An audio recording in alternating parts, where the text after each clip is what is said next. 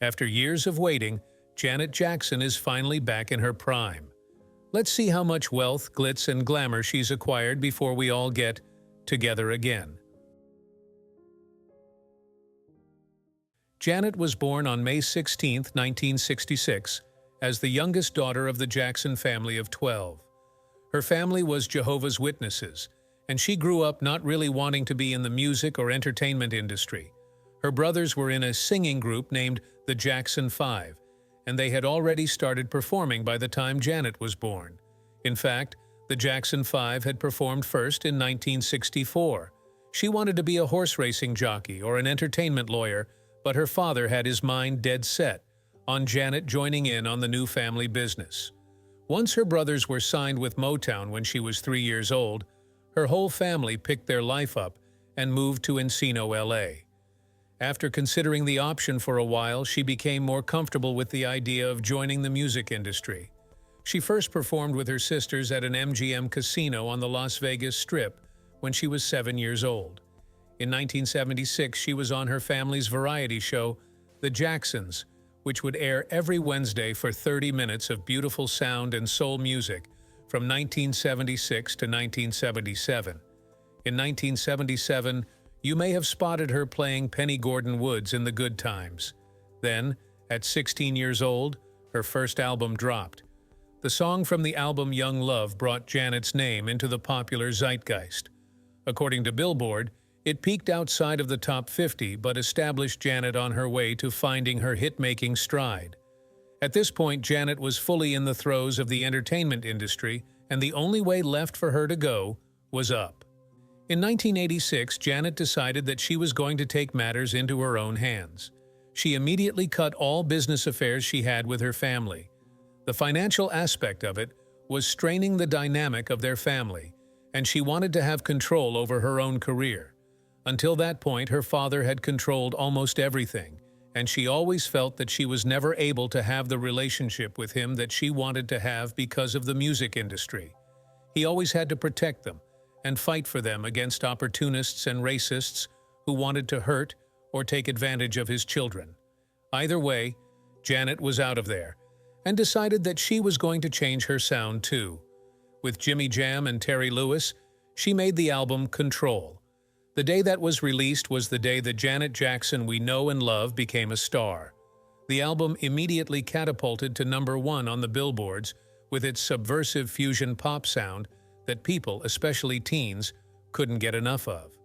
As the youngest child in the Jackson family, she faced immense pressure to live up to the legacy of her older siblings, especially Michael. Choosing to take an artistic risk with her music paid off, and without realizing it, she had revolutionized pop music forever. She was the it black girl of the moment, and no one could take that away from her. Over the years, though conflict pervaded, her domination was steady and on the rise.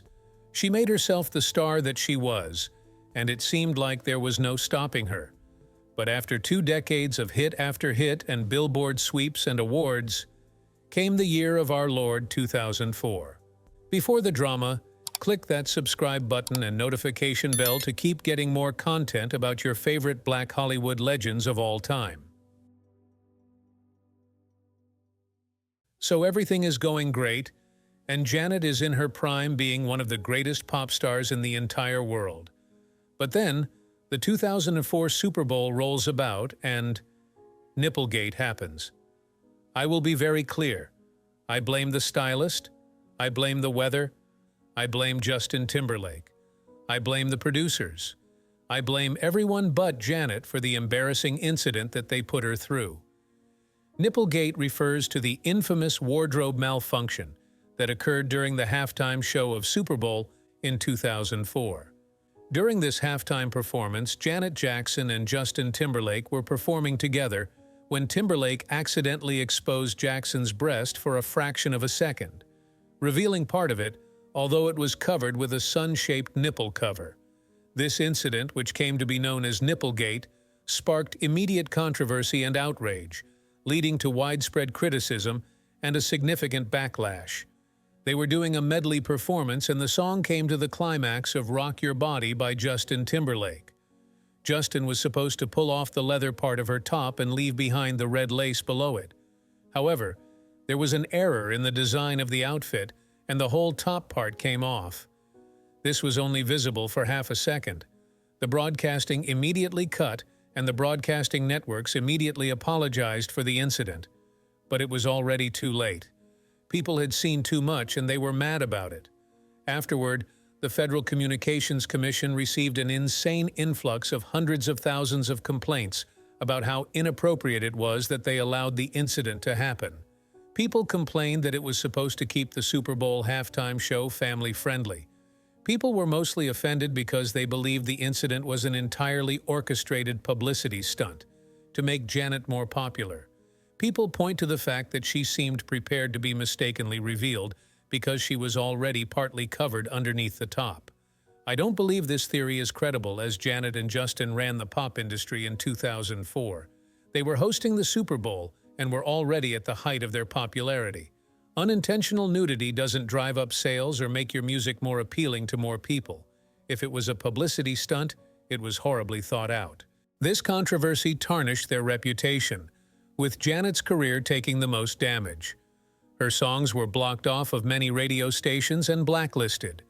All of the interviews and appearances she had that year were canceled, and people saw her as manipulative and desperate for attention because they genuinely believed it was all on purpose.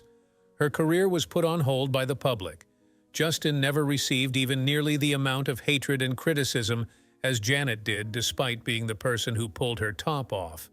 In any normal situation, we would see Janet as a victim and pile on Justin. Instead, he just got to say sorry and crawl into an abstract hole of pop industry obscurity, not really going back to being the star he once was. Despite the fallout from NippleGate, Janet Jackson continued to pursue her music career and remained an influential figure in the entertainment industry. For a while, it felt like Janet had completely disappeared. Many were sure that she would never return as confident to the public eye again. I think the incident was way overblown compared to what we see in music videos today, but it was a different time. In 2022, her net worth was estimated to be in the range of $190 to $300 million. Janet may not be releasing new albums and songs, but she is still receiving royalties every time we blast nostalgic 2000s music on Saturday mornings. She also still does a lot of acting work and philanthropy, and participates in fashion and other business ventures.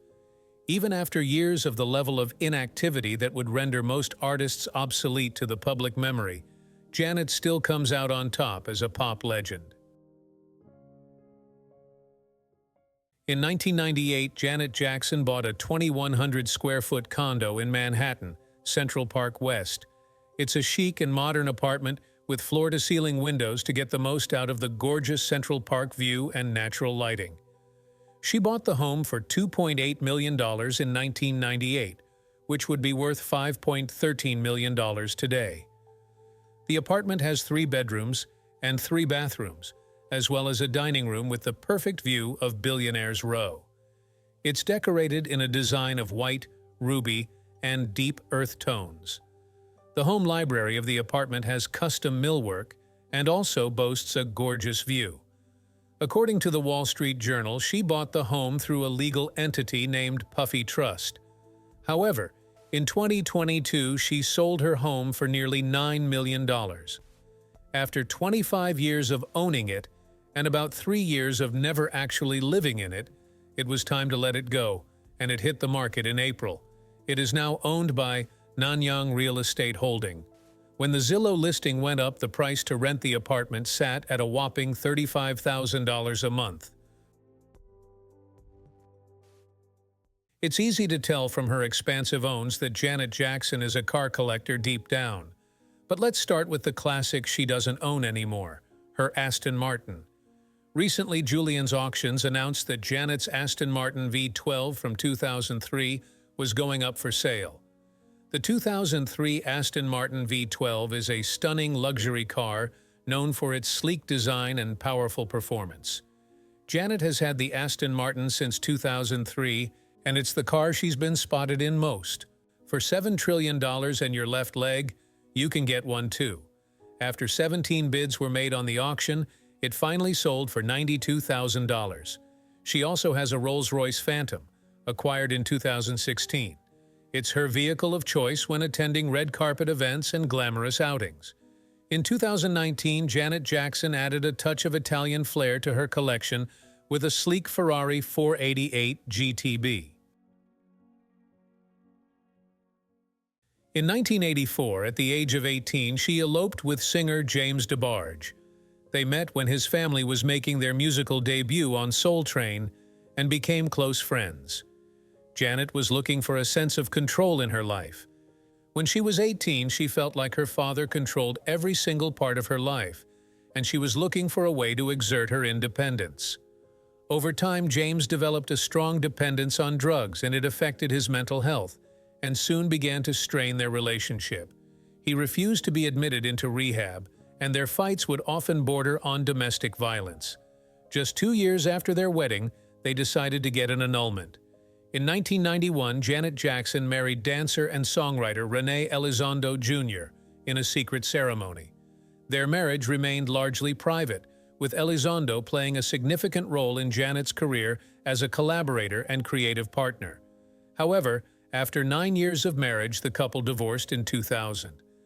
In 2017, at the age of 50, she had her first child, a son named Isa Almana, with her then-husband, Qatari businessman Wissam Almana. From a rising star to public enemy #1 to a long-lost superstar who returned to the stage, Janet's journey probably required a lot of resilience. With each triumph and setback, she has emerged stronger and more determined, leaving an enduring legacy that transcends generations. And now she's on tour, and all we remember is how much we missed her.